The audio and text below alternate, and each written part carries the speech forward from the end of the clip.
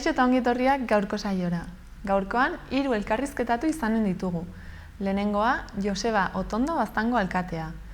Ondoren, Edurne Errea Esteila sindikatuko kidea. Eta azkenik, orain ardura plataformako Nerea Biana. Orain, has gaitezen betiko edukiekin. Ikusitzagun gaurko efemerideak. 1556ko otsailaren 18an, Martin Lutero Elizaren erreformatzailea hil zen. Horretaz gain, 1906an Hans Asperger austriar pediatra jaio zen. Gainera, 1933ko otsailaren 18an Yoko Ono, japoniar konpositore eta abeslaria, John Lennonen alarguna eta Fluxus korrontearen bultzatzaile nagusienetako bat jaio zen. Eta bukatzeko, gaurko egunez ere, baina 1949an, Niceto Alcalá Zamora, Espainiako Bigarren Errepublikako presidentea hil zen. Gaurko lerroburuekin goaz orain.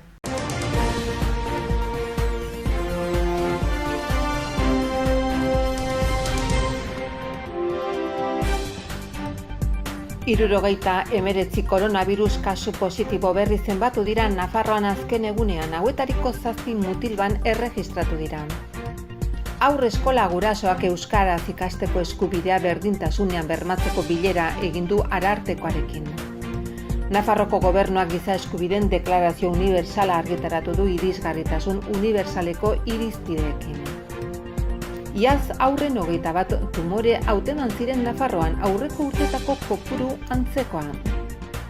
Espainiako gobernuak 1988tik 2015 bitartean izandako inmatrikulazioen zerrenda argitaratu du. Nafarroan 1034 dira, baina ondarearen defensarako plataformaren iritziz 5.000 izan litezke guztira. Lesakako udalak etxe bizitza hutsak alokairura bideratzea sustatuko du Nafarroko gobernuarekin zinpetutako lankidetza hitzarmenari esker.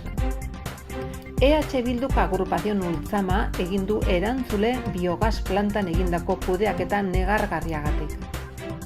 Gobernuak eta Subintza eta Elkarkide elkartentzako 5.200.000 euroko diru laguntza baimendu ditu. Apirilaren bukaeran amaituko dute Sanduzelaiko patinodromo oian sortutako parke berria Arga ibaiaren pasealekuarekin lotuta. Iruñako udalak ekintzaile gazten aldeko apustua egiten du eta urten horretara bideratutako diru laguntzak 120 igoko ditu. Nafarroko museoek 89.085 bisita izan dituzte 2020an.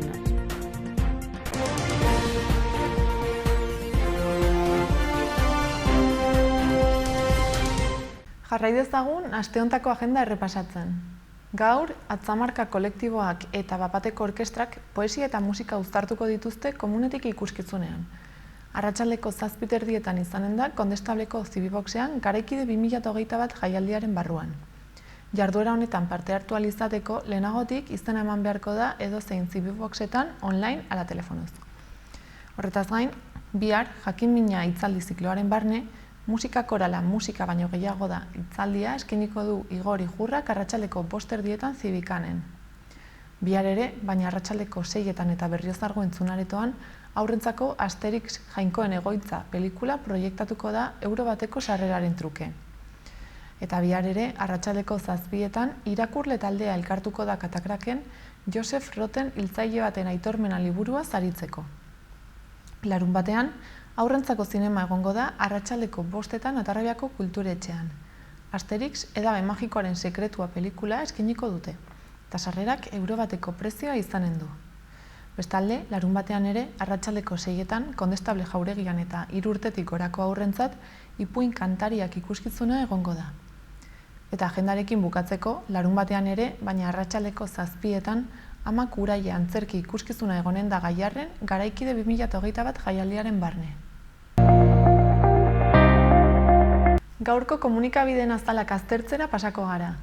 Diario de Notiziasekin hasiko gara. Titularrak dioenez, osasun sailak 45 eta 55 urte bitarteko populazio taldeari AstraZenecaren txertoa jartzea proposatu du. Gainera, 2020an, pandemiak laneko bajak 152 igo dituela ere aipatzen du azalean. Argazkian, COVID protokolodun astetxuria ageri da. Horretaz gain, Landa garapenerako Europako funtsetatik 11,8 milioi bideratuko direla jakinarazten du. Gai aldatuz, Ana Beltran, PPen seinalatua dela aipatzen du, Katalunian porrot egin ondoren. Bestalde, haurren minbiziaren biziraupena 180 ingurukoa dela ere jasotzen du egunkari honek gaurko azalean. Baita osasun zinegotziak Iruñean arratoiekin arazoak daudela onartu izana ere. Uarte familiakoei ate barrokoaren jabetza egiaztatzeko eskatuko dietela ere aipatzen du Notiziasen azalak. Eta azkenik, Zizurren teilatupeko atletismoa egiteko aukera izanen dela nabarmentzen du. Diario de Navarra ikustera pasako gara. Titularra, adinekoei bezala, 45 urtetik 54 urtera bitarteko pertsonei txertoa jarriko zaiela da. Argazkian, astetxuriko ikasleak ageri dira. Gainera, Nafarroan 75 urtetik gorakoetan positiboak 160 jaitsi direla azpimarratzen du. Eta koronavirusak Nafarroako baja medikoak 152 baino gehiago handitu dituela ere aipatzen du. Bukatzeko, eta gai aldatuz, bota behar zen janaria aprobetxatzeko aplikazioaz mintzatzen da komunikabide hau. Gararekin jarraituko dugu. Titularrak osasun sailaren egoitzetako hildako ekiko kontraesanak nabarmentzen ditu. Argazkian, protesta bat ageri da, patruilei txertoa jartzen dietelako, baina ambulantziei ez. Horretaz gain, lehen aldiz gobernu kanakoan independentistak gehiengo direla azpimarratzen du Garak. Eta 70 urte beteko dituen Lola López resina askatzeko eskatu dutela ere jasotzen du azalean. Azkenik, alerta gorriak kulturarentzat laguntza eta babes instituzional gehiago eskatu dituela aipatzen du. Berria ikustera pasako gara. Titularrak azpimarratzen duenez, lanak hasi eta 15 urtera HTaren inbertsioen bieren oraindik egiteko daude. Argazkiaren bidez, Donostiako San Telmo Museoan bisitatu daitekeen erakusketaren berri ematen du. Bestalde, 1988tik Hego Euskal Herrian Eliza Katolikoak 1122 ondasun inmatrikulatu zituela jakinarazten du. Eta amaitzeko, lehen aldiz 20 urtetan, Kaledonia Berriko gobernuan independentistek gehiengoa daukatela nabarmentzen du. Euskal Herria irratiaren orrialde nagusiarekin bukatuko dugu. Albiste nagusia, Nafarroako auzitegi nagusiak taberna eta jatetxeen barnealdearen itxiera indargabetzeari uko egin diola da. Bestalde, koronavirusaren datuetan igoera apala izan dela aipatzen du, 78 positibo berri eta 4,1ko tasarekin. Eta azkenik, parlamentuak plan bat galdegin duela jakinarazten du, Nafarroa osoan pediatriaren estaldura bermatzeko.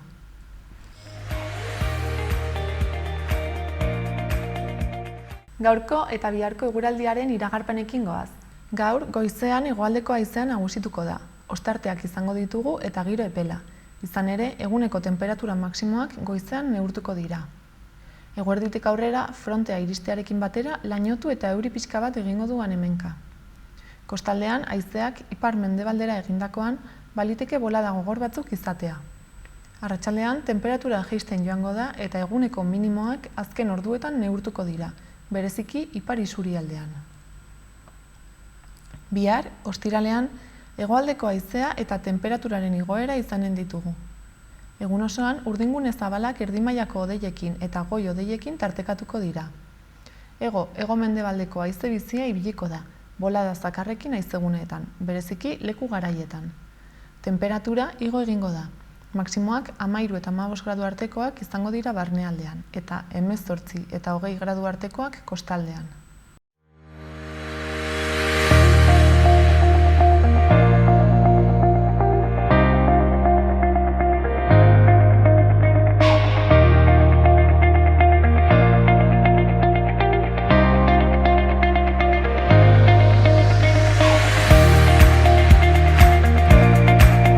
Kaixo, Joseba, zer moduz?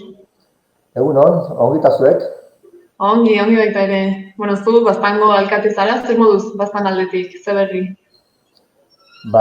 Betikoan, ez? Nahiko lan badugu, gure ingurune untan, beti badira gaiak esku artean, adinekoen zaintza dela eta zaharretxearen egoera dela, etxe bizitzaren arazoa, gazteek nahiko lan eta komeri izaten dutela etxe bizitza baten eskuratzeko, modu duin batean, gazteek eta bertze sektore sozial batzuk ere bai, ekonomiaren egoera, bai jendek nola bizi duten oraiko momentu hau, COVID-aren ondorioz badatorren estura larridura ekonomikoa, baina 2008ko krisitik hainbertze sektore sozialegia badakartena, eta tira, giro hortan ez, beti ere, eguraldia lagun, egunoketan, eta eguzkiaz gozatzen ere bai biztan denez.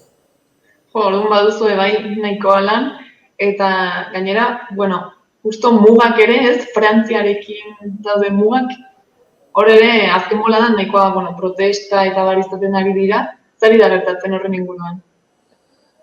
Tira, Frantziarekin baino Ipar Euskal Herriarekin dugu muga, bai, eta Frantziako estatuak, Pirineo Atlantikoetan duen prefekturaren bidez, erabaki zuen zenbait muga pasabide esteak. Orduan baztanek, Ipar Euskal Herriarekin, Baxe Nafarroarekin eta Lapurdirekin muga pasabide batzuk ditu, berak ere baitu bertze batzuk, Etxalarrek ere bai, eta orduan Nafarroa garaiak Baxe Nafarroarekin eta Lapurdirekin dituen zenbait muga pasabide esteko agindua eman zuen Frantziako agintaritzak.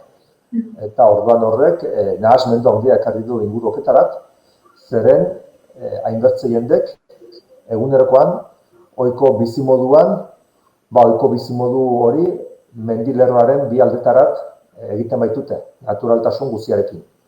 Lan kontuetarako izan daiteke, izaten alda zerbitzuak eskuratzeko, izaten alda aisialdi, edo senideak ikusteko, bereiekin egoteko, eta badago eremu geografiko bat, mendiaren bi aldetarat hedatzen dena, jarrikortasun sozial eta kultural bat osatzen duena, eta termino kultural politikoetan Euskal Herria bezala adierazi izan dena eta badena, eta hori Frantziako estatuak kasuntan harturiko erabakiak zango trabatzen du. Eta hori da bizi duguna. Ondorio berelakoak ukigarriak ditu, egunerokoan aipatu bezala hainbertze jende horiendako eta gisa hortan bizi dute. Gainera, muga hauen itxiera, izan zen terrorismoaren nolabait aitzakiarekin edo ez? Nola gertatu zen hori? Bai, egun batetik bertzerat, erabaki hartu zuten, badirudi prefetak errandakoaren arabera Espainiako estatuko agintariekin edo kontrastatu omen zutela, eta beraien argudioa da, Frantzia mehatxupean edo dagoela. Lehen ere, Miarritzeko G7 goi bilkura zela eta mugak etxe zituzten, COVID-aren lehendabiziko olatu hortan ere mugak etxe zituzten, eta mugen estia estatuen nahi erako erabaki bat dela iduridu, beraiek momentu oro ikusten duten edo egiten duten gogoeta baten araberakoa. Europan salgaiak merkantziak batetik bertzera mugitzeko arazorik trabarik ez dago, baina jendeak mugitzeko iduriz sekulako trabak izaten dira, eta traba horiek edo mugitzeko aukera beti estatuen begiradapean eta erabakimenean dago ez. Orduan lehendabiziko gogoeta izan entzen, aspalditik hainbertze jendek egiten dutena. Europa sortzen delaik, dirudi sortzen dela helburu merkantilista batekin eta merkatu handi bat sortzeko, eta hori dela Europa hasieratik punpatzen duena, eta hortarako arazorik ez dela izaten.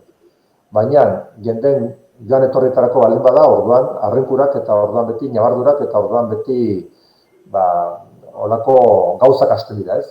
Eta zer erranik, gurea bezalako herrietan, bi estaturen menpe eta muga administratibo ezberdinekin zatikatua dagoenetan,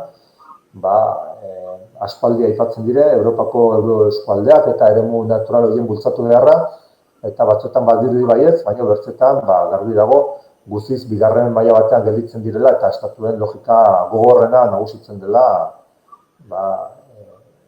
inguru geografiko eta errealitate nazionaloketan. Eta printzipioz noiz arte egongo da egoera horrela, mugak itxita badago dataren bat, ala ezin da jakin? Otsaila kabaiado aipatu zuten, baina ez dakigu gehiago luzatuko den, eta horren gaineko ezagutza zuzenik ez dugu. Nola ere, hasieratik mendiaren bi aldetan herritarren arrenkura karridunek, eta badira asteburu batzuk, batean iztegin dela, bertzean Lizaietan, Lizuniagan, asteburuntan berriz ere iztegin, jenden elkarretaratzeak egiten ari direla, erabakiok salatzeko, eta mugaren irekitzea lehenbailen galde egiteko. Eta orduan, noiz irekiko duten zehazki ez dakigu, baina herritarren aldetik bada aldarrikapen ozen bat mugak irekitzeko. Baigorriarekin solasean, gainera, baigorrira bereziki unek ekarri du egoera berri eta gogorragoko bat, izan ere militar destakamendu bat, militar multzo bat igorri baitute baigorrirat, eta antxen dago ostatu hartuta, jendarme gehiago ere igorri dituzte baigorrirat, eta han daude herrian ostatu hartuta ere bai, eta egoera honek ekarri du adibidez baigorrin polizien eta militarren presentzia handitzea, horrek herrian badakarren guztiarekin. Orduan nolabait ez, inguruko herritarren bizitza aldatu da, ez, edo mugatu eta gelditu da. Bai, baldintzatua bai, zeren azkeneko urtoketan gainera, baztango ikuspegitik begiratuta, gero eta jende gehiagok, Baxi Nafarroan edo Lapurdin lana egiten baitu, Lapurdin behar bada gehiago, eta orduan, eguneroko joan etorrietan, muga gurutzatzen dute. Eta holako buraustekin ibil behar izatea, franko nekagarri gertatzen da. Eta buraustez, aldika, muga pasabidea etxia baldin bada, bertze bide bat hautatu behar delakoz, horrek badakarrenarekin, hau da, ibilaldia luzatu behar izatea, bai gaterakoan, bai etortzerakoan. Modu berean, Xena Bartar ez guti, Elizondoko komertzioetarat etortzen dira, Elizondoko tailerretarat ere bai, beren erosketak egitera, edo beren nekazal tresnen konponketarat eta abarretarat, eta hori ere bura uste gertatzen da mugaren estia. Eta, somatu duzue, protesta hauek eta gero, eta protesta hauekin nolabait kasu egin dizuetela? Ez bereziki, etxi zituzten mugak, etxirik segitzen baitute, bere garaian, bai osoko bilkuretan, zenbait udaletxeko udal batzetan, mozioak aurkeztu genituen, gaia salatzeko, eta prefetuari eskatuz, muga esteok kentzekota, eta holako bulkaldi politiko bat abiatu zen duren inguruan, Madrilen Kongresuan EH Bilduk ere galdera egin zuen, eta Nafarroko Parlamentoan ere gaia mugitzen saiatu dira. Ipar Euskal Herrian ere bai EH bai mugimendua hortan badabila.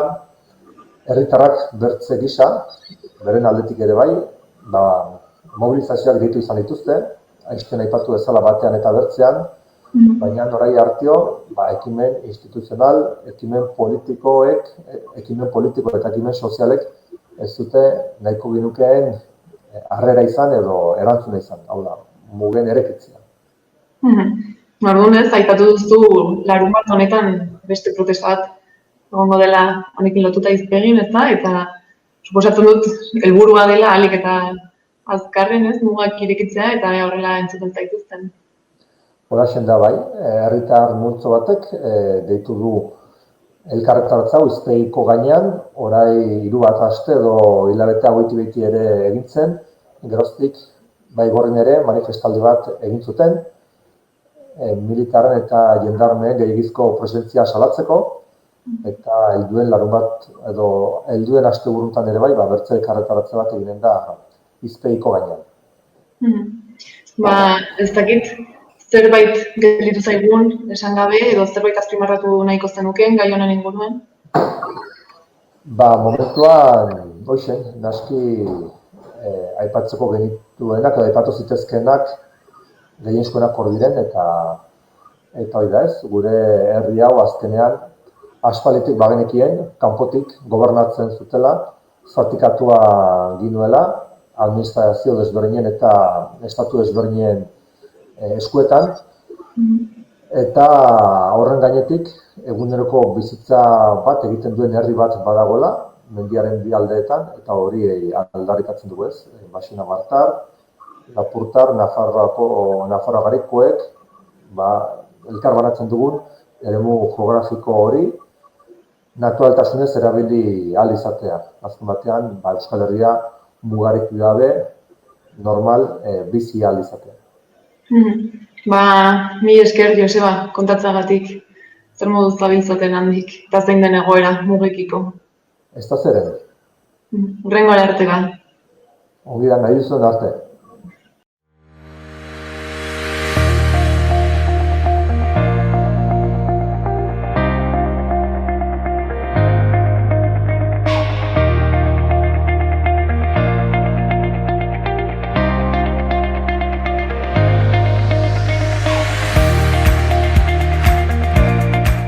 Udalerrietako albisteekin jarraituko dugu.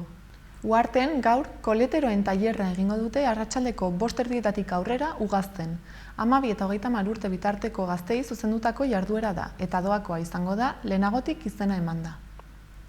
Larunbatean bestalde, La Trova no está trabada kontzertua eskainiko du Jorge Sánchez Trobadoreak, Silvio Rodríguezen obran oinarrituta. Kontzertua 7:00 izanen da kulturetxean 6 euroko sarreraren truke. Hurrengo asteazkenean, gainera, inauterietako istorioak euskarazko ipuin kontaketa izanen da arratsaldeko 5:30 kulturetxean 4 eta 8 urte bitarteko haurrentzat. Sarrera librea izango da, baina lehenagotik apuntatu beharko da. Eta uharterekin bukatzeko, martxoaren 3 eta 4ean haurreskolan ate irekien jardunaldia ospatuko dute arratsaldeko 4:30 6:30. Interesatuta dauden familiek lehenagotik hitzordua hartu beharko dute e-mail ala telefono bidez. Eta Iruñean, apirilaren bukaeran amaituko dute Sanduzelaiko patinodromo oian sortutako parke berria, Arga ibaiaren pasealekuarekin lotuta. Esan bezala, Argaren pasealekuari lotuta dago eremua, eta diseinu berriak bidea ematen du etxebizitza eremutik lehenik plazara eta gero pasealekura iristeko, jarraian, bulebar baten barna gune ireki batera iristeraino. Plaza handi irekian, parkur alde bat, aurrendako 2 jolasgune, kirol anitzetako alde bat eta atari zabaleko gimnasio bat ezarriko dira. Eta azkenik, Iruñeko udalak hiriko ekintzaile gazteei laguntzeko udal dirulaguntzak 120 igoko ditu aurten. 2021ean 60.000 euro bitarte bideratuko dira 18 eta 35 urte bitarteko gazteek pentsatu eta garatutako negozio proiektuetarako. Izan ere, txosten guztien arabera, adin talde horretan langabezia bereziki nabarmena zen jada, eta orain biziki pairatzen ari dira COVID-19aren krisiari lotuta doan enplegu galera. Dirulaguntzen igoera hori bat dator udala hiriko ekonomia ehunaren eragilei laguntzeko asmoz egiten ari den lanarekin, bereziki une hauetan. Iaz, 28 proiektuk jaso zuten dirulaguntza, 2019an 35 eta 2018an 23. Iazko 28 negozioan 161 emakumenak ziren. Horrela, gazteen enpleagarritasuna eta hiriko enpresa ehunaren dibertsifikazioa eta berrikuntza hobetzeaz gain, aukera berdintasuna ere bultzatu nahi da.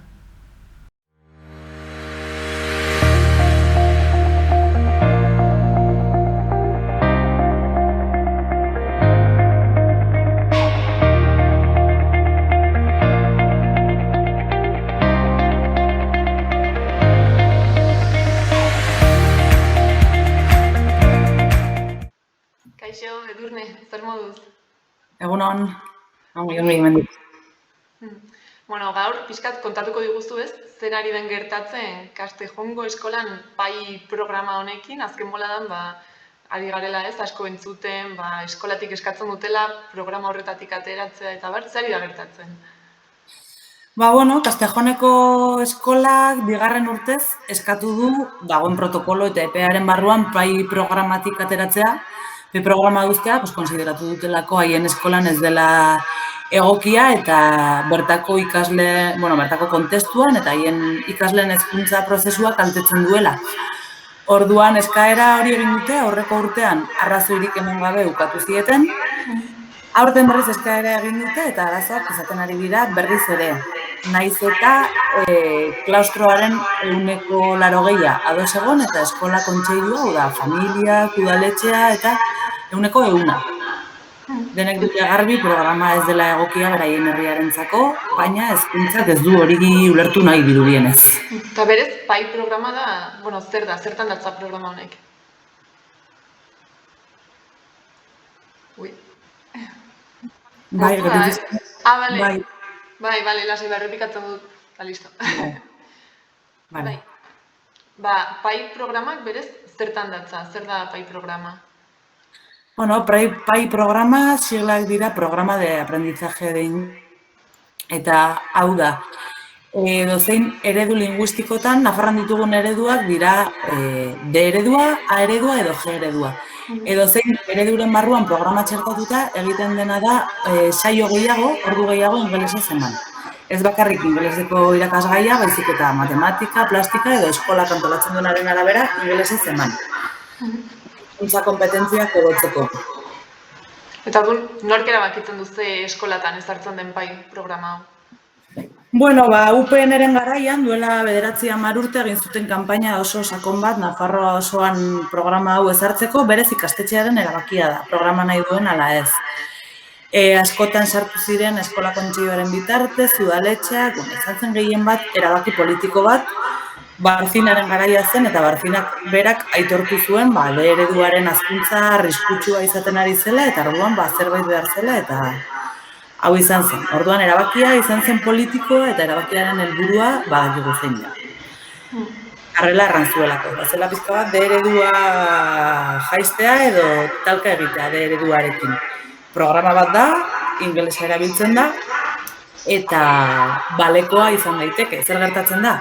Bere garaian izan zen planifikazioarekin, Nafarroako irakaskuntzan ez dago profesionalik horrelako gaitasunak dituena ingelesez irakasteko. Orduan horrek jartzen du gure partetik, ez dira zen partetik pizka bat zalantzan programa bera ere. Baina, bueno, bera, zerbekin.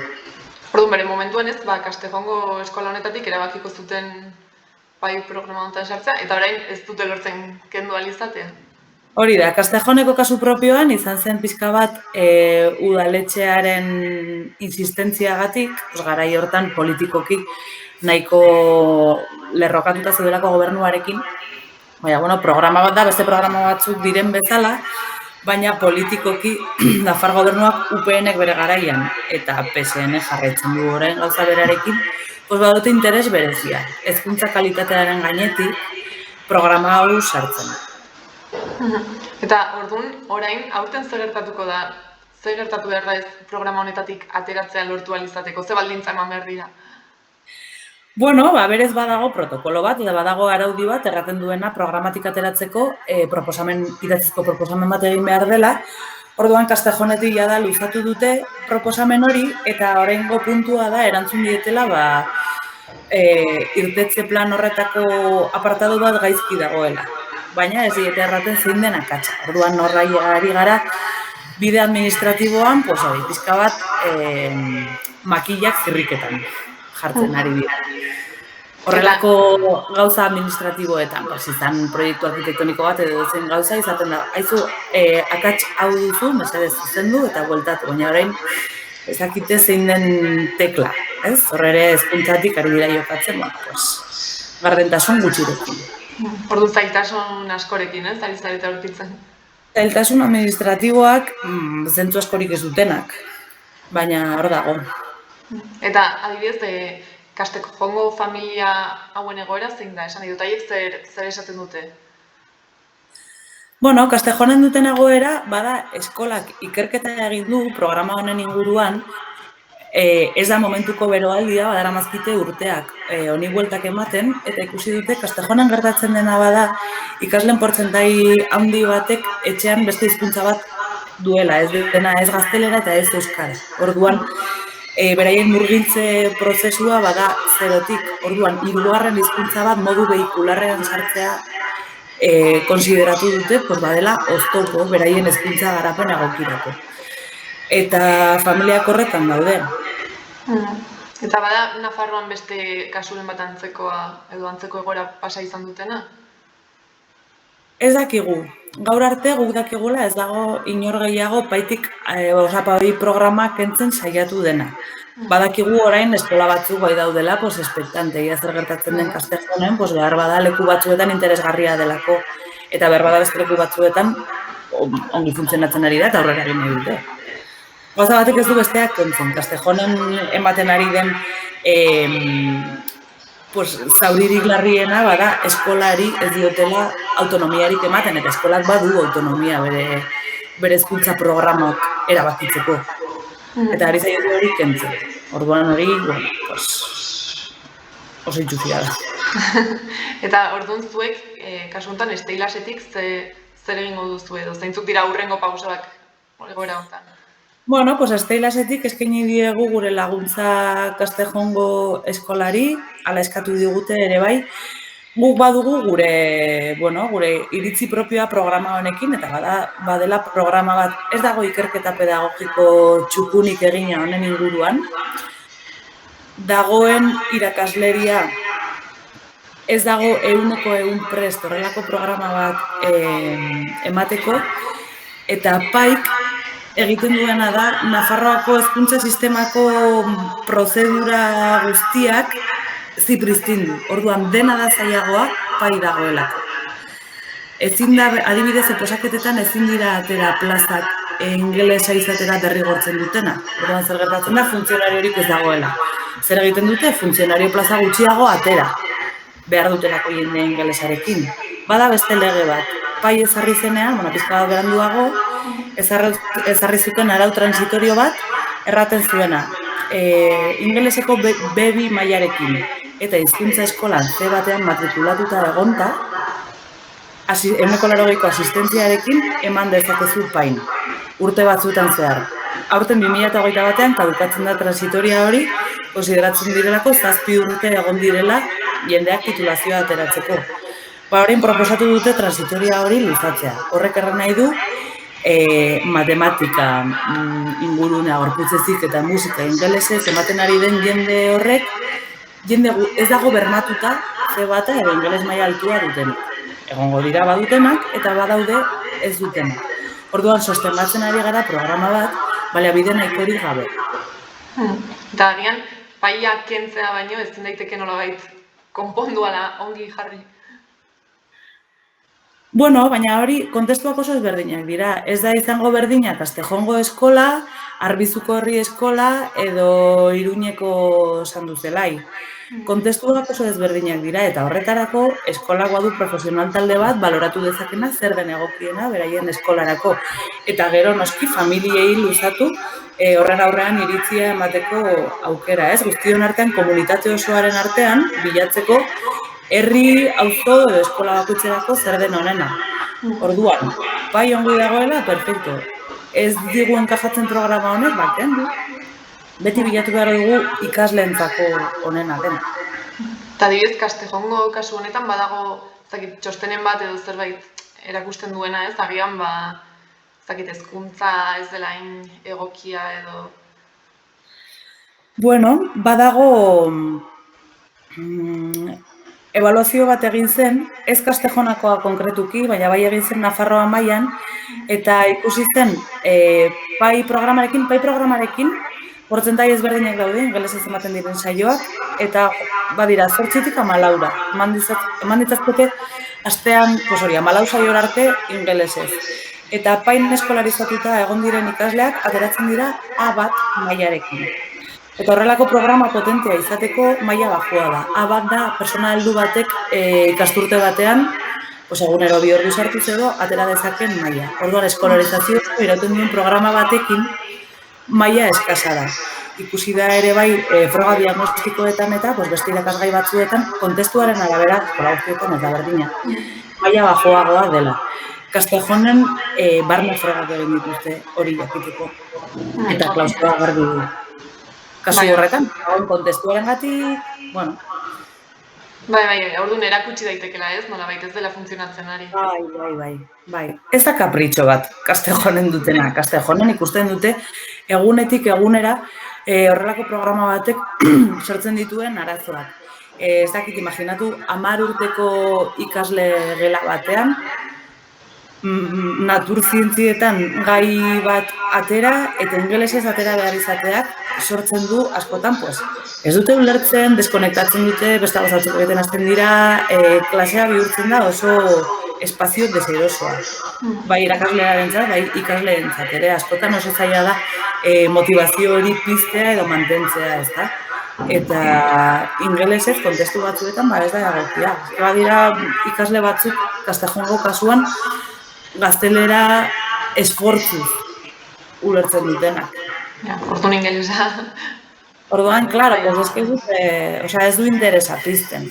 Ez du interesa pizten eskola horretako kasu konkretun, hori gehiagotan bertatzen da. Eta zuek orain nola ikusten duzue egoera? Uste duzue nolabait kentzeko aukera egongo dela programa hau, ala ze aurre ikuspen dituzue? Pues baditugu zalantza larriak. Iruditzen zaigu oso larria, horrelako joko administratiboetan ibili behar izatea eskola baten erabakia errespetatzeko. Eta gainera eskola kontseiluaren 100%. Ez dago zalantzarik Castejoneko eskola kontseiluan. Iruditzen zaigu oso larria ez errespetatzea eskolaren autonomia. Zentroak badute autonomia programak jarri eta kentzeko, edo zein. Ez bada hezkuntzak derrigortzen duena, adibidez momentu honetan eskola edo bezala. Erabaki hori ez errespetatzea oso gogorra da. Eta gero guk garbi ikusten duguna, hau bai programa izan da beti txanpon politiko bat. Txanpon politiko bat bere garaian UPNek erabili zuena eta orain PSNek ere bere sakelekon gordetzen duena. Orduan, txanpon edo arrazoi politikoak erabiltzea ikasle batzuen eskolarizazioa baldintzatuko dutenak, hori iruditzen zaigu superlarria, oso larria. Orduan jarraituko duzu ez, hemen borroka. Jarraituko dugu honetan, jarraituko dugu, hori, momentu honetan beraien esanetara, eta, ez da zen iritzia betidanik izan da, pai programa jarrita dagoen moduan, ez dela eraginkorra, kaltegarria dela, eta gainera bere Barfinak bere garaian errantzuen bezala, eredua geldiarazteko dela. Eta ez dela zen iritzia, bai da nafar guztiak izan behar dugun eskubidea ereduan ikasteko. Edo euskeraz ikasteko, zikira transitorioki ereduan bada ere. Orduan, 3 arrazoi duen batik, horretara egongo gara. Eta familiek ere jarraituko dute, ez, argi dago. Egin beharra dela. Castejonek defendatu behar du bere eskolako eskubidea, baina guk, Nafarroko hezkuntza publikoko sindikatu bezala, guk defendatuko dugu hezkuntza sistemaren osasuna. Eta guretzako, pai programa hezkuntza sistemaren osasunen burua da superra. Ez dakit, zerbait gelditu izan zaigun esan gabe horrela badagoen beste datu garrantzitsuren bat, ala besterik gabe, gustatuko litzaizuken azpimarratzea ez, azkeneko mezu bat. Uste dut, hitz egin dugula gehien bat, hori, mezua da, erabaki politikoak edo interes partidista horiek ezin dutela Nafarroko biztanleen hezkuntza baldintzatu. Tokian toki profesionalak daude, garbi dute nola egin aurrera, eta hezkuntzak egin behar du horretan lagundu eta ez oztoporik jarri. Ikusiko dugu ez, zer gertatzen denean lortzen duten pai kentzea, Castejongo eskolatik. Espero dugu baietz. Horrelakoek behar bada laguntzen dute. Bizka bat iritzi publikoa importantea da. Gauza hauetan eta jendeak jakin behar du ere, zer gertatzen dena. Mila esker, Edurne kontatzeagatik pixka bat zein den egoera. Zuei, hautsa emateagatik. Eta hurrengoan arte. Oso ongi.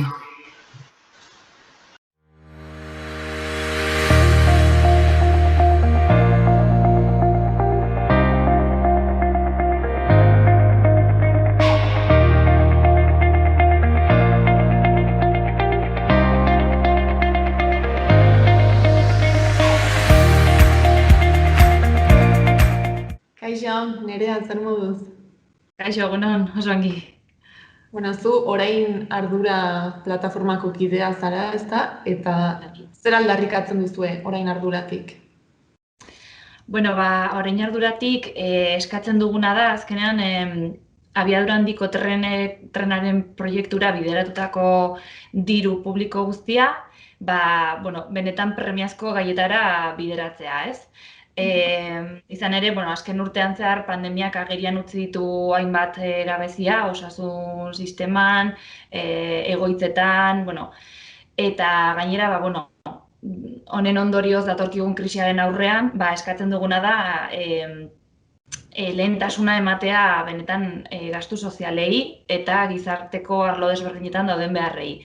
Horretarako, alde batetik eskatzen dugu HT-aren proiektua eta lanak bertan behera uztea, ardurarekin jokatzea, gaur egungo trena hobetzea, eta hori, diru guztia azkenean lehentasuna duten beste gaietara bideratzea, ez? Dela nola gizarte zerbitzuak, osasuna, hezkuntza, kultura eta abar.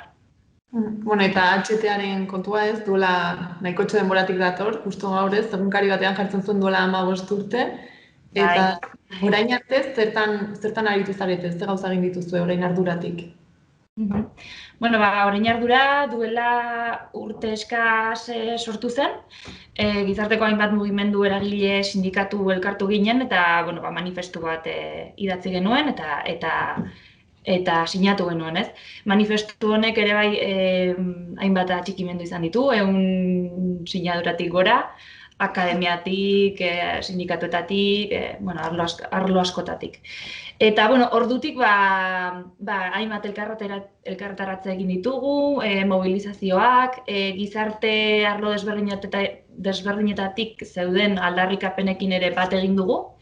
Eta, gero abenduan egin genituen mobilizazio garrantzitsuak, Iruñan eta Bilbon, eta baita ere kanpainatxo bat, sare sozialetan, eta... Orduan aritu zarete, ez gauza ezberdinak egiten. Bai. Eta momentu hauetan, HT-aren egoera zein da? Zuk esan duzun bezala, ikusi dugu, ez, gaur adibidez atera den berrian. Obrak eta lanak orokorrean oso atzeratuta doaz. Aurreikuspenek diote 2026 baino lehenago ez direla bukatuko. Hoiek Euskal Autonomia Erkidegoan. Gainera, orain arte izugarrizko gain kostua izan dute, 40% baino gehiago. Ez dakit, datu batzuk ematearren, Euskal Y-aren kasuan, lanen kostuaren 48% bakarrik egin da orain arte, eta Nafarroako kasuan 86% oraindik egin gabe dago. Guztira, estimazioen arabera, kostua izango litzateke Euskal Herriko proiektu osoarena 12.000 milioi euro, baino gehiago. Eta, aurten adibidez ikusi dugu, Nafarroan bakarrik daude eginda 15 kilometro. Eta aurten pandemiaren erdian hasi dira beste 30 kilometro eraikitzen. Beraz, oso atzeratuta, ez? Eta gain kostu handiarekin. Eta, aipatu duzu ez, zuek eskatzen duzuena dela HT-era bideratzen den diru hori gastu sozialean inbertitzea, eta egoera honetan ez, pandemiarekin eta guzti honekin, nola ikusten duzu egungo gizartearen egoera? Lehen esan bezala pandemiak agerian utzi ditu gabezia asko, ez? Eta gainera aurreko urtetatik ere egon izan diren murrizketek eta ikusi dira eraginak orain, ez? Gainera aurreikuspenek diotenez, krisi gogorra dator, sektore askori afektatuko diena, orduan guk uste dugu gizarteak ez duela ulertzen eta ez duela onartzen horrelako proiektu bateri bideratzea hainbeste diru, ez? Batez ere, aurten estatutik datozen aurrekontutan, Nafarro eta Euskal Autonomia Erkidegorako, erdia baino gehiago HT-aren proiektuerako dira, beraz. Eta Europatik ere etorriko diren funtsak erabiltzeko lehentasun bezala markatu izan da HT-a. Beraz, hori uste dugu ez dela onargarria eta gizarteak ez duela ulertzen gaur egun. Eta, egin duzuen horrela azken aldarrikapena edo ez, izan da pentsioen inguruan. Diru hori, pentsioetan inbertitzea. Ze ondorio izango lituzke diru hori pentsioetan inbertituko balitz? Aurreko astean egon ziren mobilizazio garrantzitsuak, ez? Euskal Herri guztian, pentsiodunek haien aldarrikapenak plazaratzeko eta guk bat egin genuen haiekin. Bueno, perspektiban jartzeko pixka bat eta guk egindako estimazioen arabera, hori ez, HT-ak osotara daukan aurrekontua edo kostua pentsiotara bideratu ezkero, posible izango litzateke gaur egun dauden 72.000 pentsiodunen 15 urtetako pentsioak ordaintzea eta gainera haiek behin eta berriz aldarrikatzen duten 1.080 eurotako minimo horrekin, ez? Beraz, bueno, hor perspektiban jartzeko pixka bat. Orduan, iruditzen zaizue, zuek aldarrikatzen duzuen ez, pentsio sistema publiko eta unibertsal hori gero denboran zehar mantendu daiteken zerbait dela? Bai, bueno, guk hortan ez gara adituak, eta ezin dugu esan nola kudeatu behar den hori edo nola izango litzateken egingarria, baina bai uste dugu lehentasun bat dela, ez? Eta horrelako, eta gurea bezalako gizarte batean pentsioak bermatzea eta pentsio sistema publiko bat bermatzea oinarrizkoa dela. Orduan, zergatik iruditzen zaizue garrantzitsua adibidez diru hori pentsioetan inbertitzea eta ez dakit agian ez beste zerbait orain pandemiarekin, ez dakit beste sektoreren batean adibidez. Ez, guk esaten duguna da ez bakarrik pentsioetan, baizik eta hainbat arloetan, ez? Beti ere gure gizartearen erresilientzia tasak hobetzeko balio duten arlo guztietan beharrezkoa dela gastu publikoa egitea eta horiek lehenetsi behar direla. Hoien artean pentsioena. Eta noski, azkenean gaur egungo pentsiodunen ongizatea bermatu behar da eta gure etorkizuneko herritar guztion etorkizuna hori da baita ere. Beraz, hori ere premiazko gai bada. Orduan, epe luzera ez, azkenean epe luzera pentsioena denontzat izango dela, ez? Hori da. Eta orain etorkizunera begira edo datozen hilabetetarako baduzue ez dakit zerbait planeatuta edo prestatua? Bai, prestatzen ari gara, kanpainatxoren bat edo hemendik eta hilabete batzutara, batez ere sortzen diren aldarrikapenekin bat egin eta gero gure aldetik ere bai zerbait jarraituko dugu hor egiten. Orduan jasoko ditugu, ez? Zuen berriak. Bai, noski. Bai, eta ez bakarrik orain arduratik eta beste plataforma askotatik ere bai oso aktibo daude, uste dugulako orain dela momentua eta gizarteak ere ulertzen ari dela, ez? Honek daukan koste soziala eta uste dugu orain dela momentua indar egiteko eta arduraz eta gobernariei eskatzeko arduraz jokatzeko. Orduan pandemia honek agian balioko du jendea pixkat konturatzeko eta txipaldaketa hori emateko? Bai, guk uste dugu baietz. Ea horrela den. Ez dakit, orain bukatzeko, mezuren bat bidaltzea edo zerbait azpimarratzea gustatuko litzaizuken? Bueno, esaten duguna, ez? Azkenean, gero baita Europatik datozen lan hildoak ikusita, mugikortasunaren aldetik, transizio ekologikoaren aldetik, lurraldeen erresilientziari begira, uste dugu ongi pentsatzeko momentua dela, ez? Zertan gastatu nahi dugun diru publikoa. Horrelako proiektu handi batek ez bakarrik orain daukan kostua baizik eta luzerako ere edukiko duen kostua eta zer retorno edukiko duen horrek benetan lurraldean, ez? Hori benetan hausnartzera, dei egin nahi diegu agintariei eta jendeari baita ere. Hor HT-aren gaia entzuten dugu, baina ez dugu benetan perspektiban jartzen eta zer nolako eragina daukan, ez? Gero gure gizartean eta ongizatean. Mila esker. Nerea mila esker tartea egiteagatik eta gure aldarrikapenak plazaratzeagatik. Eskerrik asko eta hurrengoan arte. Ondo, mila esker.